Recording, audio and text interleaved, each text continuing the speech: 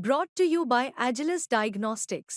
Health test की बात आती है तो मैं भरोसा करता हूँ India's largest diagnostics company Agilus Diagnostics. खुद को टेस्ट करते रहो। मैं इस वक्त नोएडा में हूँ और मेरे फ़ोन में AQI ये बता रहा है कि इस वक्त 420 यहाँ पर एयर क्वालिटी इंडेक्स है, यानी कि जो हवा की गुणवत्ता है वो बेहद खराब श्रेणी में है, बेहद खतरनाक श्रेणी में है। और ये सिर्फ नोएडा नहीं, ये आप दिल्ली NCR में कहीं पर भी जाकर देख लीजिए, तमाम जगह पर कुछ इसी तरह के नंबर आपको दिखाई देंगे। यकीन ना हो तो अभी अपने फोन में AQI चेक कीजिए और हमें भी कमेंट सेक्शन में बताइए। आप देख रहे हैं दिल्ली तक, मैं हूं आपके साथ अनुराधा धवल।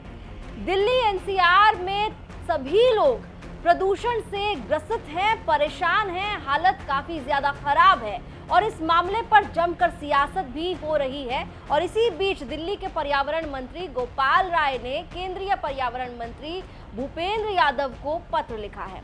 इस पत्र में उन्होंने ये कहा है कि अब तक आपको कई पत्र लिखे जा चुके हैं सितंबर से लेकर अब तक, लेकिन आपकी तरफ से अभी तक ना ही कोई इमरजेंसी मीटिंग बुलाई गई है, यानी कि आपात बैठक नहीं बुलाई गई एयर पोल्यूशन के लिहाज से, और ना ही उन चिट्ठियों पर आपने कोई जवाब दिया है जो आपको भेजे गए हैं दिल्ली सरकार की ओर से, दिल्ली के पर्यावरण मंत्री गोपाल राय की ओर से।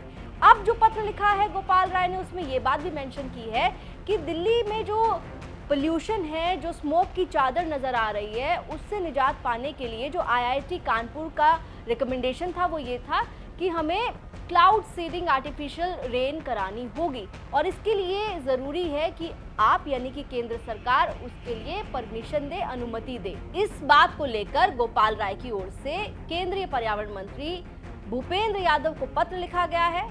पत्र लिखने के बाद आपको बता दें, गोपाल राय ने एक प्रेस कॉन्फ्रेंस की और प्रेस कॉन्फ्रेंस में उनकी ओर से केंद्र सरकार पर हमला भी बोला गया और साथ ही प्रधानमंत्री नरेंद्र मोदी से दिल्ली NCR में पूरे नॉर्थ रीजन में जो हालात बने हुए हैं प्रदूषण की वजह से, उसको लेकर हस्तक्षेप करने की अपील की गई है। सुनिए गोपाल राय का बयान। बहुत ही दुख के साथ हमें कहना पड़ रहा है कि आज भारत में एक ऐसी सरकार भारतीय जनता पार्टी की केंद्र में बैठी है जो उत्तर भारत को, आधा हिस्सा देश का प्रदूषण की मार को झेल रहा है। उस सरकार के पर्यावरण मंत्री को अगस्त, सितंबर, अक्टूबर और आज 19 नवंबर है, लगातार अपील करने के बावजूद भी, चिट्ठियां लिखने के बावजूद भी, लगातार प्रयास करने के बावजूद भी एक मीटिंग बुलाने की फुर्सत नहीं है। आर्टिफिशियल रेन होगी नहीं होगी, कैसे होगी, यह निर्णय तो अभी मीटिंग के बाद तय होगा। परमिशन केंद्र सरकार देगी या नहीं देगी, यह भी मीटिंग के बाद तय होगा। लेकिन भारतीय जनता पार्टी की सरकार और भारतीय जनता पार्टी के केंद्रीय पर्यावरण मंत्री के पास एक बैठक बुलाने की फुर्सत नहीं है, या जानबूझ करके नहीं बुलाई जा रही है, यह समझ के परे है। शायद हमने विदेश में भी किसी दूसरे देश के मंत्री से भी इतना अगर रिक्वेस्ट की होती तो वो भी मीटिंग बुला लेते। लेकिन हमारे देश की केंद्र की भाजपा सरकार के मंत्री के पास एक मीटिंग बुलाने का समय नहीं है। मीटिंग छोड़ो, 4 चिट्ठियां मैंने आपको दिखाई हैं, इन चिट्ठियों का आज तक जवाब भी नहीं आया कि वो मीटिंग बुलाएंगे भी कि नहीं बुलाएंगे। ये है भारतीय जनता पार्टी की लापरवाही। मैं आज निवेदन करना चाहता हूं और देश के माननीय प्रधानमंत्री जी से भी कहना चाहता हूं कि हस्तक्षेप करिए। देश आपके हवाले है, पूरा आधा देश परेशान है इस इमरजेंसी, मेडिकल इमरजेंसी से। अपने मंत्री साहब को बोलिए कि एक मीटिंग तो बुलाएं, और अगर नहीं मीटिंग बुलाना चाहते हैं तो ये जो पूरे चादर छाई हुई है उत्तर भारत में, इसका समाधान निकालें। उनके पास अगर कोई और समाधान है तो उसका समाधान निकाल करके, हमें इमरजेंसी मेडिकल से मुक्ति चाहिए, इस प्रदूषण के संकट से मुक्ति चाहिए। अगर मोदी जी के पास, मोदी जी की सरकार के पास, केंद्रीय पर्यावरण मंत्री के पास अगर कोई और समाधान है तो हमें समाधान चाहिए, और कोई और समाधान नहीं है उनके पास तो आर्टिफिशियल रेन के लिए इमरजेंसी मीटिंग तुरंत बुलाई जाए और प्रधानमंत्री जी से मेरा निवेदन है कि तुरंत उनको डायरेक्शंस दें। वो जिस भी काम में व्यस्त हों, लेकिन उनको डायरेक्शंस दें कि इमरजेंसी मीटिंग बुलाई जाए और तुरंत इस पर कार्रवाई किया जाए और पूरे उत्तर भारत के लोगों के सामने जो संकट है उससे जो है लोगों को मुक्ति दिलाई जाए। तो गोपाल राय काफी आक्रामक अंदाज में केंद्र सरकार पर हमला बोल रहे थे। प्रधानमंत्री नरेंद्र मोदी से पूरे नॉर्थ रीजन में जिस तरीके से स्मोक की चादर फैली हुई है, उस स्थिति से निकालने के लिए उनके हस्तक्षेप की अपील कर रहे थे। साथ ही साथ ये कह रहे थे कि जल्द ही कोई आपात बैठक बुलाई जाए, इमरजेंसी मीटिंग कराई जाए और कुछ ठोस कदम उठाए जाएं।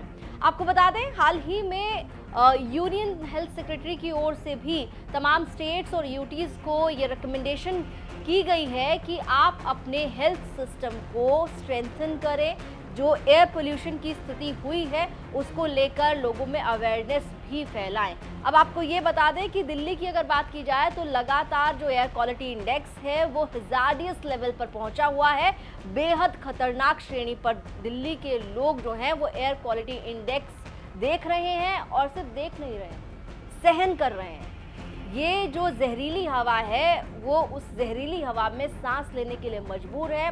जो दिल्ली के परिवार हैं, उनमें जो बुजुर्ग लोग हैं, उनमें जो बच्चे हैं, वो बहुत ज़्यादा गंभीर इस प्रदूषण की चपेट में दिखाई दे रहे हैं और इससे बचने का कोई खास उपाय नहीं है। ये सलाह ज़रूर दी जा रही है कि ज़्यादा ज़रूरी ना हो तो घर से बाहर ना निकलें। बच्चों के लिए स्कूल्स को ऑनलाइन मोड में शिफ्ट कर दिया गया है। 11वीं 12वीं के स्कूल भी अब ऑनलाइन मोड में शिफ्ट किए गए हैं। ऑफलाइन क्लासेस बंद कर दी गई हैं। तमाम जो ग्रैप 4 की पाबंदियां हैं वो लागू कर दी गई हैं। लेकिन जो एक बात है जो हर किसी के जहन में कौंध रही है वो ये है कि ये जो स्थिति बनी हुई है दिल्ली में, एनसीआर में, आप जाकर देखिए, आप घर से बाहर भी मत निकलिए, घर की बालकनी में आकर देखिए, आपको कुछ साफ नजर नहीं आएगा। आंखों के सामने वो धुंधलापन आपको दिखाई देगा और ये सिर्फ आंखों के सामने आपको फील नहीं होगा, बल्कि आप सांस लेंगे तो आपको सांस लेने में जलन होगी, आपके गले में दर्द होगा, आपकी आंखों में दर्द होगा। आपको ये लगेगा ही नहीं कि आप किसी सही जगह पर खड़े होकर सांस ले रहे हैं। ये परिस्थिति हो गई है। लेकिन ताज्जुब की बात यह है कि इस पूरे मामले को लेकर कोई भी बहुत गंभीर दिखाई नहीं दे रहा है। सरकारों को इस वक्त पर जरूरत है कि आपसी जो भी मतभेद है, आपसी जो भी उनकी प्रॉब्लम्स हैं, उनको साइड करें और मिलकर इस गंभीर समस्या से दिल्ली एनसीआर के लोगों को निजात दिलाएं। उम्मीद करते हैं कि परिस्थितियां बदलेंगी, लेकिन ये परिस्थितियां कोई आज की नहीं है। पिछले कई साल से हम लगातार देखते आ रहे हैं।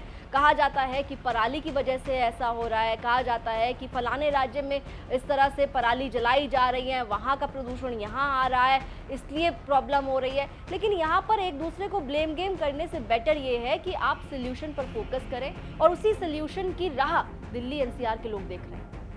दिल्ली से जुड़ी हुई तमाम खबरों के लिए आप देखते रहिए दिल्ली तक।